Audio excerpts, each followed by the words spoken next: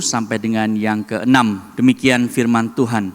Sebab itu aku menasihatkan kamu, aku orang yang dipenjarakan karena Tuhan, supaya hidupmu sebagai orang-orang yang telah dipanggil berpadanan dengan panggilan itu. Hendaklah kamu selalu rendah hati, lemah lembut dan sabar. Tunjukkanlah kasihmu dalam hal saling membantu, dan berusahalah memelihara kesatuan roh oleh ikatan damai sejahtera. Satu tubuh dan satu roh. Sebagaimana kamu telah dipanggil kepada satu pengharapan yang terkandung dalam panggilanmu. Satu Tuhan, satu iman, satu baptisan, satu Allah dan Bapa dari semua. Allah yang ada di atas semua dan oleh semua dan di dalam semua. Demikian jawab bacaan firman Tuhan yang kudus. Mari kita silakan duduk. Saudara, setiap kita itu punya cara jalan yang berbeda-beda dan unik. Ya, kalau Anda hidup dengan satu orang, suami, istri, anak, orang tua, bertahun-tahun, saudara, saya yakin orang tersebut sudah tahu persis cara Anda jalan. Ya, meskipun tidak kelihatan orangnya dari jauh, sudah jalannya itu diseret-seret. Nah, itu pasti Anda, gitu kan misalnya. Dan Anda juga bisa belajar cara jalan yang baru, ya. Di dalam bahasa Inggris disebut gait. Itu artinya cara Anda menapakkan kaki, berapa cepat Anda melangkah dan seterusnya.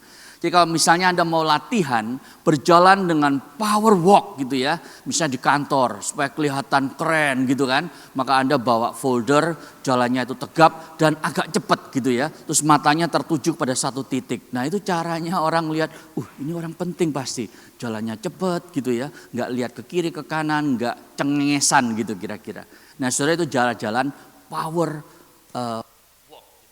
Nah yang kedua saudara ada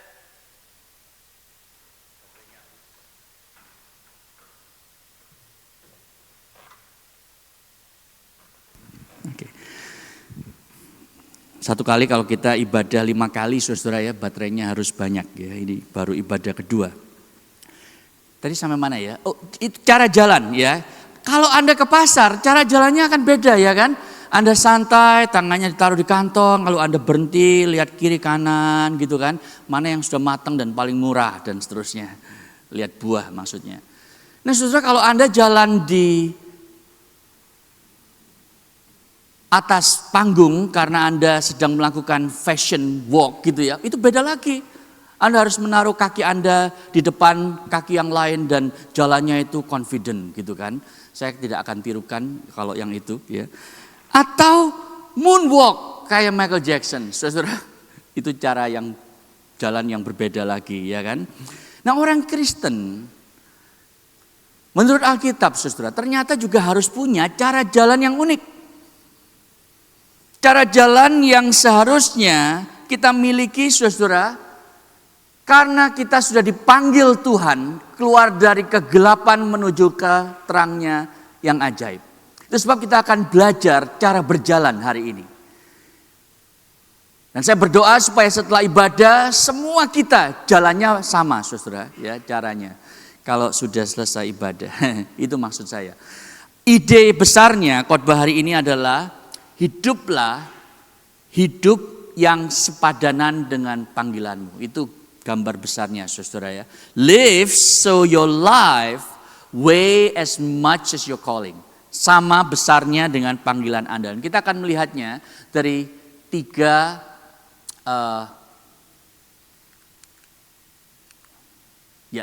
poin ini ya. Walk worthy, walk in style, and walk in unity. Yang pertama saudara, walk worthy atau sepadanan dalam bahasa Indonesia. Dari ayat yang pertama saudara, Paulus mengatakan, I therefore a prisoner for the Lord. Sebagai orang yang dipenjarakan karena Tuhan, supaya hidupmu sebagai orang-orang yang telah dipanggil berpadanan dengan panggilan itu. Saudara Paulus, kalau Anda sudah berminggu-minggu, berbulan-bulan mengikuti seri khotbah Efesus ini tentang Gospel Center Church, Anda tahu bahwa dia ini kedua kalinya dia mengatakan, saya ini adalah tawanannya Tuhan, bukan Nero, saudara. Dan sekarang aku mengatakan kepadamu, berjalanlah. Arti kata jalan itu sebetulnya adalah manner of life. Hiduplah, seluruh area hidupmu harus sepadanan dengan panggilanmu. Dan aku sebagai orang yang dipenjarakan, aku menunjukkan bahwa ini hal yang sangat penting sampai aku rela dipenjara. Karena cara hidupku sepadanan dengan panggilanku, itu sebabnya aku dipenjara. Kalau cara hidup itu tidak penting, kalau cara aku menjalani kehidupan di berbagai area yang gak penting, mana mungkin aku sampai di penjara? Karena aku pasti berkompromi dalam hidup. Tetapi karena panggilan itu sudah aku terima dari Kristus,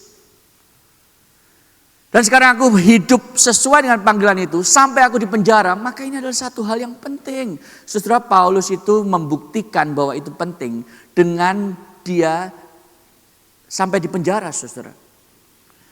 Nah, itu yang dia katakan sesuai dengan panggilan, saudara. Nah, panggilan itu apa? Kita sudah melihat ini di Efesus 1, 2, dan 3. Jadi kitab Efesus itu dipisah menjadi dua bagian besar, 1, 2, 3, 4, 5, 6 gitu ya. 1, 2, 3 itu berisi tentang apa, saudara? Tentang kekayaan rohani yang kita miliki di dalam Kristus. Spiritual wealth. Nah, sekarang di pasal 4, 5, 6 dia bicara soal spiritual walk. Jalanlah sesuai dengan kekayaan rohani yang kau sudah miliki. Jadi kalau yang pasal 1, 2, 3 itu bicara soal doktrin, ini sekarang bicara soal duty, bicara soal bagaimana kita harus melakukan semua tugas kita sebagai orang Kristen. Kalau pasal 1 sampai 3 itu Paulus menjelaskan tentang karya Kristus dalam dirimu, maka sekarang adalah caramu berjalan sebagai orang yang sudah mengecap karya Kristus tersebut. Dan itu yang kita akan lihat pasal 4, 5, 6 selama beberapa bulan ke depan, God willing. Nah, saudara, kata jalan ini begitu penting. Paulus itu sampai mengulangnya 6 kali di surat ini aja. Dia juga memakai ini di Kolose dan Filipi. Ya, tetapi di surat ini aja 6 kali saudara dia pakai kata jalan. Itu sebabnya cara hidup orang Kristen itu penting banget. Karena kalau kita tidak melakukan hidup yang sejalan dengan panggilan kita, saudara, kita akan menjadi orang yang munafik. Artinya kita percaya sesuatu di level kepala, head knowledge, tetapi secara kehidupan keseharian kita itu tidak berubah. Mestinya dulu pemarah, sekarang peramah, tapi tetap aja gitu ya. Kira-kira seperti itu. Nah, kalau Anda lihat ada 6 area di sana, Paulus mengatakan jangan lagi kamu berjalan. Dulu kamu berjalan tuh menurut dunia, menurut iblis, menurut kedaginganmu. Masih ingat unholy trinity itu ya, the world, the flesh, and the devil. Dulu kamu jalan kayak mereka, sekarang kamu mesti jalan beda. Di pasal yang ke 4 ayat 17, nanti kita akan lihat berapa minggu ke depan, saudara. Jangan berjalan seperti orang yang tidak percaya Tuhan. Jangan korupsi, jangan melakukan berbagai hal yang bagi orang dunia itu biasa saja, tetapi bagi orang Kristen itu sebuah dosa di hadapan Tuhan. Jangan berjalan sembarangan, Efesus 5 ayat yang ke-17. Seperti orang yang tidak bijaksana. Tetapi Paulus mengatakan, dan ini fokus kita hari ini, berjalanlah sepadanan dengan panggilanmu. Nah, saudara, kata sepadanan itu dari kata worthy. Ya, kata yang penting karena Paulus memakai ini di berbagai tempat di suratnya yang lain. Ya, kali ini berpadanan dengan panggilan. Di tempat lain Paulus bilang berpadanan dengan Injil, saudara. Arti kata worthy itu seperti timbangan. Ini zaman dulu ya. Waktu saya masih kecil, saudara, kalau ke pasar itu masih pakai timbangan itu, lalu ada beban yang kecil-kecil itu, ada yang 10 gram, 5 gram, 25. Jadi kalau Anda beli berambang, bawang merah, bawang putih gitu ya, ada lagunya ya, Lena mau nyanyi. Itu ditimbang, saudara. Nah, kalau misalnya kurang ya ditambahinlah bawang putih, bawang merahnya dan seterusnya. Nah, saudara, Paulus mengatakan, panggilanmu itu misalnya beratnya 10 kilo, maka hidupmu juga harus 10 kilo. Cara berjalanmu juga harus sama persis. Hiduplah sedemikian rupa sehingga hidupmu itu sepadanan, sama beratnya dengan panggilanmu. Saudara, seberat apa panggilan Tuhan? Panggilan Tuhan itu, Paulus jelaskan di pasal 1, 2, 3. Begitu berat, kenapa? Karena Anda dipilih sejak sebelum dunia diciptakan. Ya saudara, sebelum ada Melbourne, sebelum ada bangunan ini, Anda sudah dipilih oleh Tuhan. Bahkan sebelum Anda lahir, bahkan sebelum orang tua Anda menikah. Anda sudah dipilih oleh Tuhan. Bukan hanya itu saudara, Anda itu kemudian ditebus oleh Kristus.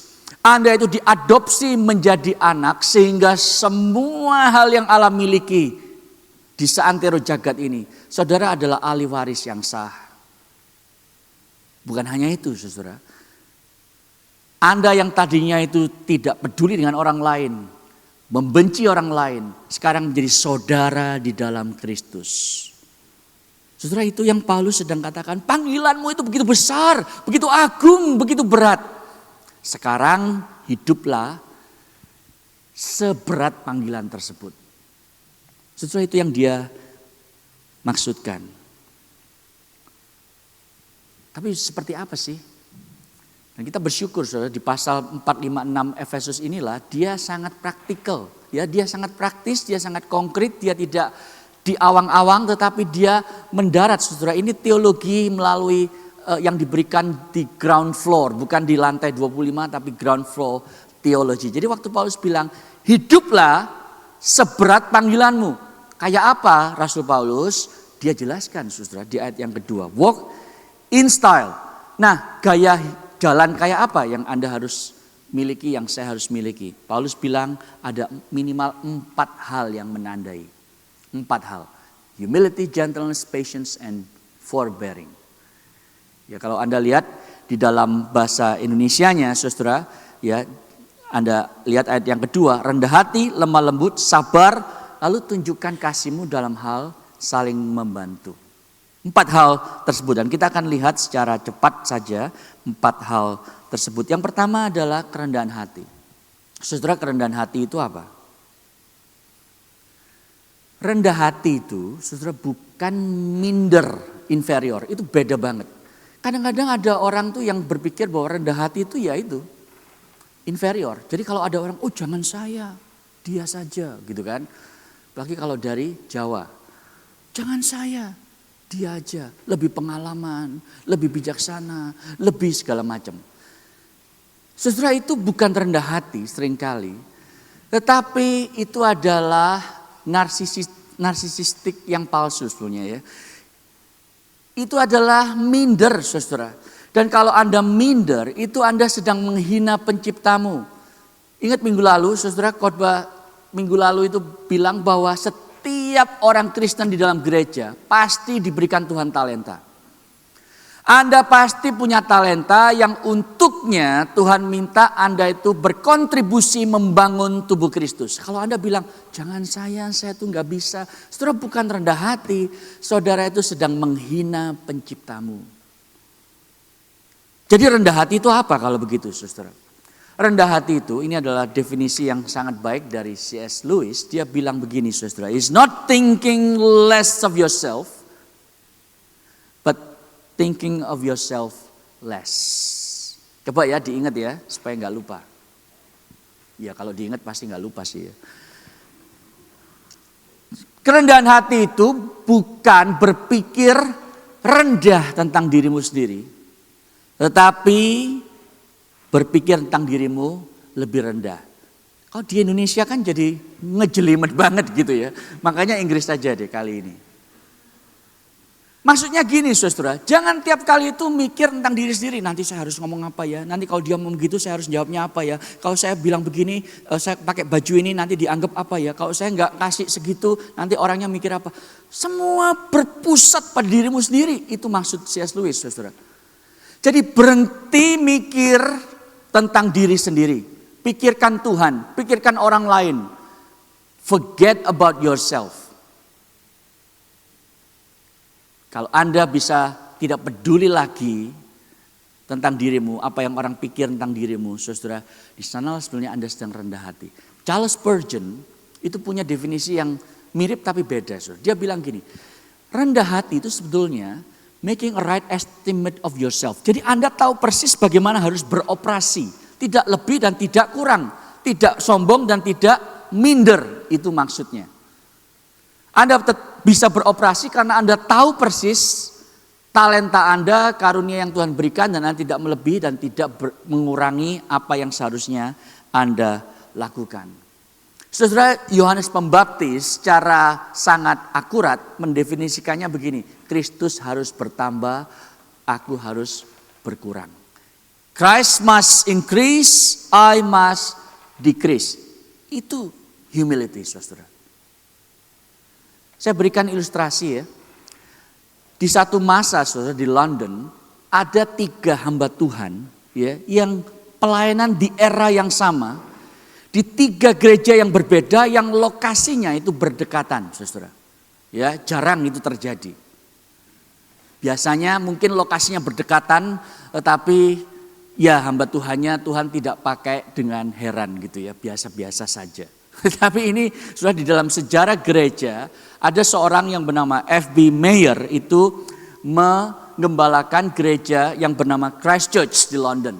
Lalu di sebelah kanannya ada gereja Metropolitan Tabernacle yang digembalakan oleh Charles Spurgeon. Dan di sebelah kirinya Westminster Chapel digembalakan oleh Campbell Morgan. Saudara, 3 orang yang besar.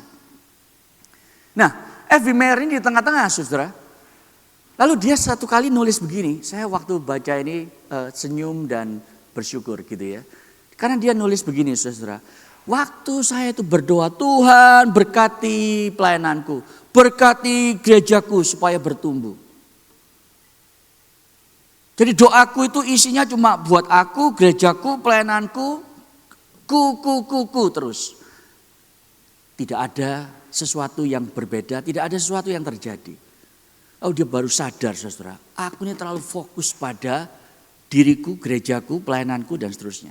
Lalu dia mulai berubah dan mendoakan gereja lain. Dia bilang begini dalam doanya, Tuhan, aku mau berdoa bagi gereja di sebelah kananku, bagi my brother Charles Spurgeon. Berkati dia, berkati pelayanannya, berkati gerejanya. Oh, dia berdoa, aku mau berdoa bagi saudaraku yang satu lagi, G. Campbell Morgan. Berkati dia, berkati pelayanannya, berkati gerejanya. Supaya ketika gerejanya itu penuh dan maju, maka semua kemajuan itu mengalir keluar dan memenuhi bucketku yang kecil di tengah-tengah itu. Jadi kena aliran berkat Tuhan yang karena gak cukup di 2 gereja itu, saudara, akhirnya perginya ke gereja dia. Dan waktu itu yang dia doakan, saudara, terjadi kebangunan rohani di gereja dia. Saudara, dia belajar humility seperti itu. Berdoalah bagi orang lain, jangan berdoa hanya bagi dirimu sendiri. Itu humility. Yang kedua, gentleness. Ya, gentleness ini bukan kelemahan, saudara. Saya pikir definisi yang terbaik untuk gentleness itu adalah strength under control. Seperti seekor kuda yang liar sudah dijinakkan, saudara. Seorang yang gentle, yang lemah lembut, itu bukan lemah gemulai pastinya.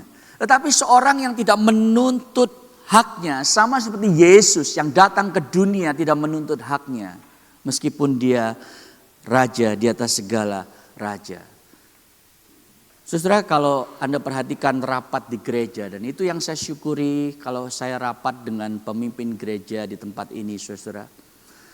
Karena saya sering kali saya dengar cerita dari banyak rekan, saudara, kalau rapat pemimpin gereja, majelis penatua, itu seringkali ada di 2 spektrum yang berbeda. Ada yang selalu perang gitu ya, selalu tidak setuju, gebrak meja keluar, saudara. Wih, dahsyat banget. Di company aja lebih santun.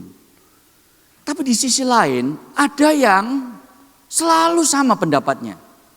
Nah ini yang lebih menarik menurut saya. Kenapa selalu sama? Ya kan kita harus hati sepikir. Memiliki perasaan dan hati seperti Kristus, kata Filipi kan. Itu sebabnya karena sehati sepikir seperti Kristus, pendapatnya sama terus. Saudara itu kan salah kaprah. Anda sehati dan sepikir seperti Kristus, bukan berarti Anda harus sama pendapatnya terus tiap kali. Karena kalau begitu Anda redundant, tidak usah jadi majelis. Sehati sepikir seperti Kristus itu maksudnya kalau Anda beda pendapat, beresponlah seperti Kristus akan berespon. Dan Kristus ketika berespon waktu lihat murid-muridnya itu tegar tengkuk ya, kurang ajar gitu. Apakah dia langsung menampar mereka, memarahi mereka, lalu mengubah mereka jadi kodok? Kan enggak, saudara.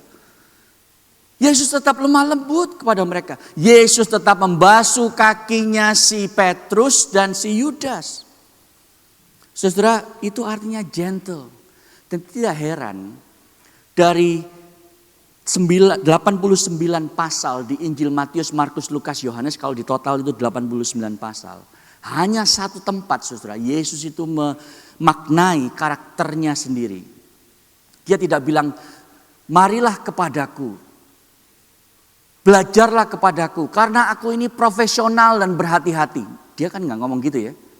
Dia bilang, marilah kepadaku dan belajarlah kepadaku, karena apa? Aku lemah lembut dan rendah hati.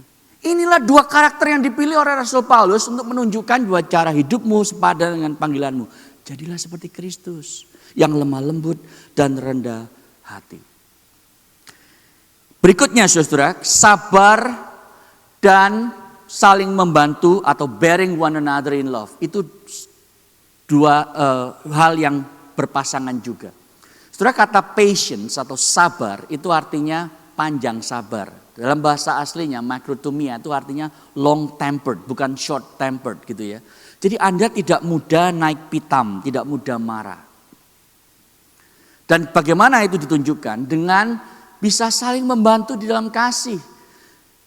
Toleransi, itu mungkin bahasa Indonesia yang baik, tetapi bisa disalahartikan saudara. Dalam bahasa Inggris itu active enduring. Anda bisa sabar ketika ada orang itu berbuat salah kepada Anda. Itu yang Paulus maksud. Saudara, Paulus itu tahu persis bahwa ini ada orang Yahudi, ada orang non-Yahudi di gereja Efesus. Mereka yang tadinya musuhan sekarang dijadikan satu oleh Kristus sebagai saudara di dalam Kristus. Tapi pasti masih ada tension, ada ketegangan, ada kesalahpahaman. Itu sebab Paulus bilang, kamu ini ya harus buat ruang supaya kalau ada orang berbuat salah kepadamu, enggak apa-apa. Jangan langsung balas. Atau bilang gini, aku tidak pantas dikata-katai seperti itu. Emang dia siapa? Saudara, pada waktu kita bilang, I don't deserve that. Jangan lupa saudara, Anda juga tidak layak diperlakukan oleh Kristus seperti Anda itu seorang yang sangat berharga. No, Anda tidak layak. Tetapi apa yang Anda tidak layak terima, Anda sudah terima dari Kristus kan? Jadi kalau ada orang yang memperlakukan Anda tidak layak menurut Anda, ya enggak apa-apa lah. Karena Anda sudah melakukan sesuatu yang lebih kurang ajar kepada Kristus, tapi toh Kristus tetap mati bagimu. And that's why kita harus memberi ruang bagi orang lain untuk berbuat kesalahan terhadap kita. Saudara, waktu kelas keanggotaan atau di dalam percakapan saya terkadang menanyakan pertanyaan ini bagi Anda yang sudah menjadi anggota gereja ini atau akan menjadi anggota gereja. Kalau belum, mungkin ini pertama kali Anda dengar. Pertanyaannya begini saudara, kalau saya atau pemimpin gereja di tempat ini melakukan kesalahan terhadapmu, apa yang kau akan lakukan?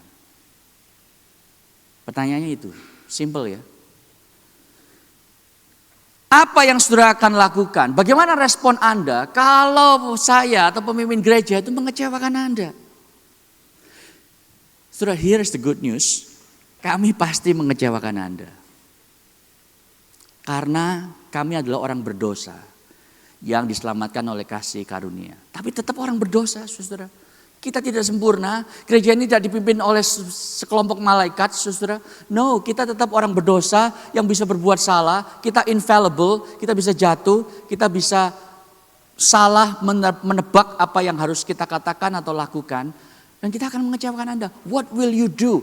Apakah Anda punya ruang supaya kesalahan tersebut Anda bisa maafkan, Anda bisa tegur kami, dan Anda bisa sama-sama tetap merangkul kami sebagai saudara. Atau Anda kemudian marah-marah, ya, Anda menggosipkan kami, lalu Anda pindah gereja. Paulus mengatakan, milikilah cara hidup yang sepadanan dengan panggilanmu. Oke, 2 pertanyaan yang sederhana untuk aplikasi. Coba Anda pikirkan bulan Mei 2025 dibanding hari ini, 31 Mei 2026. Apakah Anda hari ini itu lebih rendah hati, lebih lembut, lebih sabar, lebih tahan terhadap orang lain? Apakah Anda bertumbuh, saudara, di sana? Mungkin separuh bilang, oh iya pasti saya bertumbuh gitu ya. Nah kalau Anda sangat pasti, coba cek dengan orang lain. Ya, tanya istrimu, suamimu, teman dekatmu, pacarmu, gimana menurut lu? Apakah saya sudah bertumbuh tahun ini? Mungkin orang yang sangat dekat dengan Anda itu akan bilang, rupamu gitu ya. Enggak lah, lu mah tetap aja seperti dulu. Enggak berubah belas gitu. Jadi saudara, kalau itu yang terjadi, yang benar yang mana kira-kira? Introspeksi Anda apa inspeksi orang lain? Yang mana yang benar? Kemungkinan besar 99,98% yang benar adalah orang tersebut. Karena dia yang kena getahnya. Sudah tahu, kalau Anda belum rendah hati misalnya, Anda sombong gitu ya. Kesombongan itu penyakit yang paling aneh, saudara. Yang menderita nggak tahu dia sakit, tapi orang di sekitarnya terkena imbas dari penyakit tersebut, kesombongan. Jadi kalau Anda merasa saya sudah rendah hati, padahal Anda masih sombong, dan Anda dikasih tahu nggak mau terima, itu berarti Anda tidak mau rendah hati terhadap ketidakrendahan hatian Anda. Saudara, Anda perlu memikirkan apakah cara hidupmu sudah lebih sepadanan dengan Injil Kristus. Karena kalau tidak, Anda akan menjadi orang yang munafik, saya akan menjadi orang yang munafik di hadapan Tuhan dan sesama. But here is the good news, saudara. The good news itu ada di poin yang ketiga. Poin yang ketiga, ya, walk in unity. Karena 4 hal tersebut tadi tidak akan mungkin kita miliki, kita manufaktur, kita rekayasa sendiri. Tetapi itu adalah sesuatu yang sudah dikerjakan. Sudah dikerjakan oleh Allah Tritunggal di dalam diri kita. Saudara, mari kita lihat. Paulus itu menuliskan di sana 7 kali kata one. 7-fold declaration of oneness. Ya, kita itu satu tubuh, satu roh, satu pengharapan, satu Tuhan, satu iman, satu baptisan, satu Bapa. Ya, ada yang nambahi satu kantong, satu persembahan gitu ya. Tapi nggak ada di Alkitab itu. Kalau Anda tahu yang saya maksud, Anda mungkin tahu gereja mana gitu ya. Tapi nggak ada di Alkitab, yang ada cuma 7 ini, saudara. Nah, signifikansinya apa, saudara? Satu tubuh itu gereja yang dan universal ini. Terlepas Anda mau denominasi apa, dari kiri ke kanan itu ya. Kita adalah satu tubuh di dalam Kristus. Yang kedua, satu roh. Karena Roh Kudus yang sama, yang tinggal di dalam setiap orang percaya. Satu pengharapan. Satu destinasi eskatologis yang kita miliki. Satu Tuhan yaitu Yesus Kristus, pemilik seantero jagat raya ini. Dan satu iman. Ini yang dimaksud bukan iman yang menyelamatkan artinya sebagai instrumen keselamatan kita. Tetapi the body of saving faith. Hal-hal yang kita percaya sebagai orang Kristen yang sudah diwariskan dari generasi ke generasi. Yudas 1 ayat 3. Satu baptisan, saudara, baptisan air yang Anda terima pada waktu Anda mengaku Yesus adalah Tuhan dan Juru Selamatmu. Dan satu Bapa dari semua orang yang mengaku Dia adalah anak Allah di dalam Kristus. Saudara lihat ada struktur Trinitas yang muncul. Itu sebabnya kita itu percaya sebagai orang Kristen Allah Trinitas. Satu hakikat, tiga pribadi. Meskipun tidak ada kata Trinity di dalam Alkitab. Tetapi saudara, Paulus secara khusus dibanding yang lain. Secara gamblang menyatakan tiga pribadi Allah Tritunggal. Allah Bapa itu menciptakan satu keluarga. Allah Anak Yesus Kristus menciptakan satu iman, satu pengharapan, satu baptisan. Dan Allah Roh Kudus itu menciptakan satu tubuh yang sama. Saudara, ini bukan aspirasi. Ayo kita jadi satu. Ini adalah deklarasi. Anda sudah disatukan, saudara, oleh Allah Tritunggal yang sekarang hidup di dalam dirimu. Itu sebab gereja itu bersatu. Bukan karena Bapak Pendeta. Bukan karena strategi yang wow begitu. Tetapi kita disatukan karena Allah Tritunggal yang hidup di dalam diri kita. Dan itu sebabnya Paulus, ini poin yang terakhir, mengatakan kepada kita, kesatuan yang kau sudah miliki itu, maintain it, pertahankan itu, berjuanglah dengan serius. Saudara, kata maintain itu adalah kata seperti seorang tentara yang menjaga tawanan. Jadi jaga dengan serius, pelihara dengan sekuat tenagamu, karena ini satu hal yang sangat penting. Saudara, sama seperti orang yang menikah, ya orang yang sudah menikah, kan tidak tiap bangun pagi bilang, yuk kita nikah lagi gitu kan. Nggak mungkin. Tetapi apa yang mereka harus lakukan, maintain that marital relationship. Jaga relasimu sebagai suami istri. Bagaimana menjaganya? Ya Anda tahulah. Kalau sampai belum tahu, nanti harus nanya kepada yang sudah menikah yang lain gitu ya. Tapi kita harus menjaga relasi tersebut. Itu sebabnya Paulus mengatakan engkau pun sebagai orang Kristen harus maintain that unity. Dan saudara, seringkali masalahnya kita itu punya gambaran idealis tentang komunitas gereja Tuhan itu mestinya kayak apa. Dan saya belajar saudara dari seorang yang namanya Dietrich Bonhoeffer. Dia nulis bahwa begini saudara, kalau kita punya gambaran idealis tentang gereja Tuhan, seringkali gambaran idealis itulah yang membuat kita akhirnya menjadi penghancur komunitas tersebut. Dia nulisnya begini saudara, di bukunya yang sangat bagus sekali, saya mau rekomen buat Anda kalau Anda belum pernah dengar saya rekomen ini. Ini buku yang menurut banyak orang dan saya sangat setuju, perlu dibaca setahun minimal sekali. Ya, Life Together. Dia nulis begini.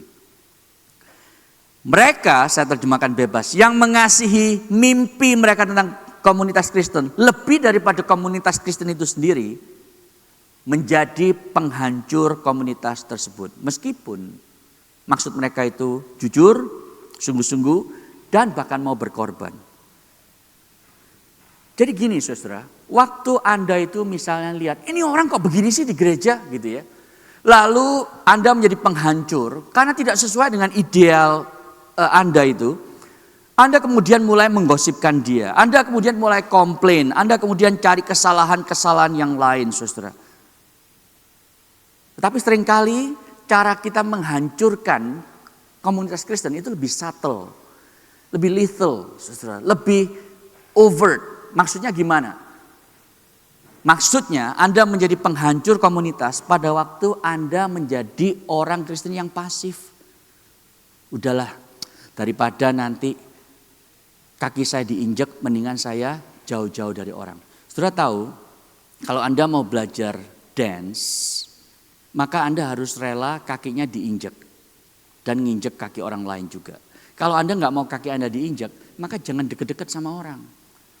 Saudara, itu yang sering kali terjadi di gereja. Anda menjadi orang yang menghancurkan komunitas karena Anda tidak lagi mau aktif terlibat. Anda maunya hanya pasif.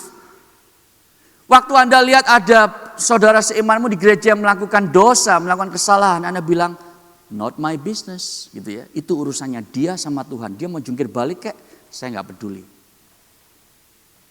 Emangnya gue pikirin. Setelah waktu Anda melakukan itu, Anda menjadi destroyer of the community.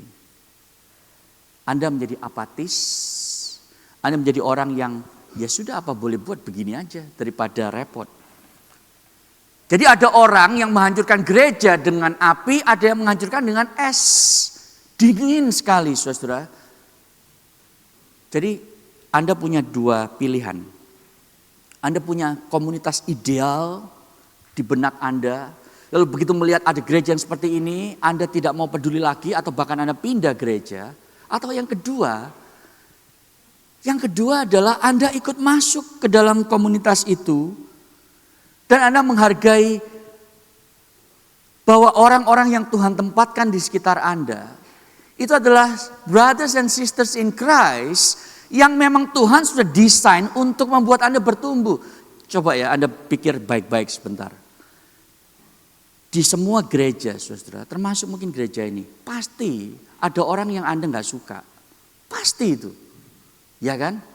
Amin? Gak ada yang berani bilang amin. Kemungkinan duduknya lagi jauh ini sekarang. Ya, yang Anda nggak suka duduk di atas, Anda duduk di bawah. Atau yang kiri nggak suka yang kanan gitu ya. Saudara pasti ada. Pasti ada karena kita beda personality, kita beda latar belakang, kita beda hobi. Saudara kita punya banyak perbedaan. Tapi saya ingin kasih tahu Anda satu hal hari ini. Bahwa justru orang yang nyebelin saudara. Itu adalah orang yang Tuhan sedang akan pakai. Untuk membuat Anda itu bertumbuh seperti Kristus. Untuk membuat Anda lebih sabar. Lebih rendah hati. Lebih toleransi. Lebih mau untuk menegur orang lain. Jadi kalau Anda mau latihan nih ya. Negur orang lain dalam kasih. Gimana caranya? Mesti ada orang yang nyebelin kan? Betul nggak? Coba Anda pikir lagi ya. Anda bilang, Tuhan Engkau menyuruh kami untuk menegur orang lain dengan kasih. Kirimkan orang tersebut Tuhan, gitu kan? Gimana caranya? Dia harus membuat sesuatu yang menyebalkan dulu bagi Anda, betul nggak? Jadi kalau Anda selalu menghindar dari orang yang menyebalkan, Anda tidak akan pernah bertumbuh. Saudara, mana yang lebih butuh Anda? Orang nyebelin butuh Anda untuk bertumbuh, atau Anda butuh orang nyebelin untuk bisa bertumbuh? Saudara, mana yang lebih benar? Pilihan A atau B?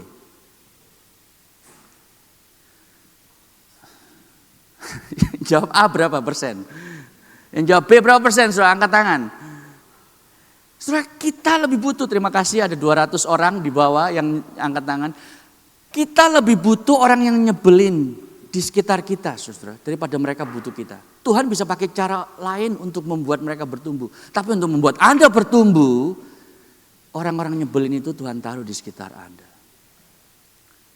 Jadi Anda bilang, Tuhan terima kasih untuk orang-orang yang selalu salah ngerti terhadap saya. Yang selalu gosipin saya. Yang memfitnah saya dengan kejam. Karena orang-orang itulah aku bisa melatih untuk sabar. Untuk tidak membalas. Untuk menegur mereka dalam kasih. Mau doanya seperti itu ya nanti malam. Jadi kalau Anda belum pernah punya pengalaman itu, saudara minta Tuhan kirimkan lebih banyak lagi orang yang nyebelin. Satu demi satu tapi Tuhan, jangan keroyokan. Nanti saya malah jatuh di dalam dosa gitu ya. Saudara itu yang Paulus maksudkan, karena kita sudah satu dalam Kristus. That's what you have to do. Jangan kemudian menjadi penghancur komunitas justru karena Anda bersikap dingin, cuek dan tidak peduli. Nah saudara, saya tutup dengan gospel connection-nya. Karena Anda tahu, kalau waktu saya ngomong begini, Anda mikir, kapan gue bisa jadi kayak begitu? Dan jawabannya adalah memang gak bisa saudara. Karena the only person, satu-satunya pribadi yang pernah berjalan sepadanan dengan panggilannya secara sempurna, itu cuma satu, yaitu Yesus Kristus. Dia adalah orang yang rendah hatinya itu sempurna saudara. Karena dia Tuhan menjadi manusia, menjadi hamba, taat sampai mati. Bahkan sampai mati sebagai penjahat, sebagai kriminal di atas kayu salib. Dia adalah orang yang sangat lemah lembut dengan sempurna.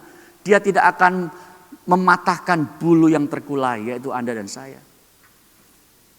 Dia begitu gentle terhadap Petrus yang asal bunyi itu kan. Begitu gentle saudara, sampai dia diubahkan dari seorang yang sangat penakut menjadi seorang yang Tuhan pakai untuk memulai gereja mula-mula.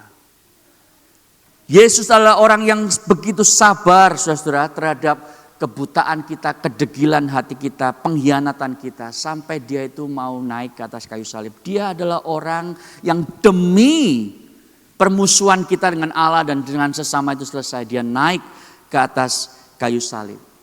Bahasa Paulus yang kita lihat beberapa minggu lalu, dia itu broken down the hostility. Tore down the dividing wall of hostility. Bukan dengan perkataan, tetapi dengan badannya sendiri. Dan ini yang ajaib tentang Injil. Waktu cara hidupnya itu sepadanan dengan panggilan Yesus ke dunia. Dan itu sempurna dia lakukan. Sekarang itu dikredit kepada Anda dan saya. Kita jalannya belepotan ke kiri, ke kanan. Yesus jalannya sempurna. Tetapi sekarang, waktu Allah lihat Anda dan saya, dia ngelihat kita jalannya itu sempurna. Seakan-akan kita gak pernah berdosa, saudara. Itu artinya justification. Anda diterima oleh Allah bukan karena Anda telah berjalan dengan baik sesuai panggilan Anda. Anda diterima Allah karena Yesus telah berjalan sempurna bagi Anda. Amin. Bukan hanya itu saudara, Injil juga mengatakan sekarang jalan yang sempurna itu direproduksi di dalam diri kita melalui Roh Kudus yang bekerja di dalam diri kita. Itulah pengudusan. Jadi saudara, hari ini saya ingin bertanya kepada Anda yang sudah Kristen. Kalau Anda sudah lama ikut Tuhan, apakah Anda minggu ini memikirkan, iya ya ada resentment yang saya miliki terhadap orang tersebut. Ada kepahitan yang saya miliki terhadap komunitas ini. Saudara, apa yang Anda lakukan? Lakukanlah. Apa yang Anda tahu Anda harus lakukan, lakukan. Kita seringkali terlalu pusing dengan firman Tuhan yang sulit, yang kita nggak ngerti. Tetapi yang kita ngerti, yang simple itu kita nggak lakukan. Cara Anda menghidupi hidup Kristiani Anda, firman Tuhan yang jelas Anda tahu harus lakukan. Lakukanlah saudara. Sepadanan dengan panggilanmu. Bagi Anda yang belum Kristen, Anda mungkin berpikir kapan saya bisa jadi orang yang rendah hati, yang lemah lembut, yang sabar terhadap orang-orang yang menjengkelkan. Gak mungkin. Terus jawabannya emang gak mungkin. Apalagi kalau Anda dibesarkan di keluarga yang memang selalu uring-uringan. Anda mana mungkin berubah. Saudara gak bisa memang berubah. Tetapi apa yang Anda tidak bisa lakukan, Kristus sudah melakukannya bagi Anda. Anda dipanggil bukan jadi orang yang lebih baik. Anda dipanggil supaya hidup Kristus itu direproduksi dalam diri Anda. Itu sebabnya buat Anda yang belum Kristen, yang Anda harus lakukan adalah mengakui ketidakmampuanmu dan menerima Kristus di dalam hatimu. Baru setelah itu dia bekerja di dalam hatimu, mengubahmu pelan-pelan dari dalam keluar. Mau saudara datang kepadanya? Mari kita berdoa.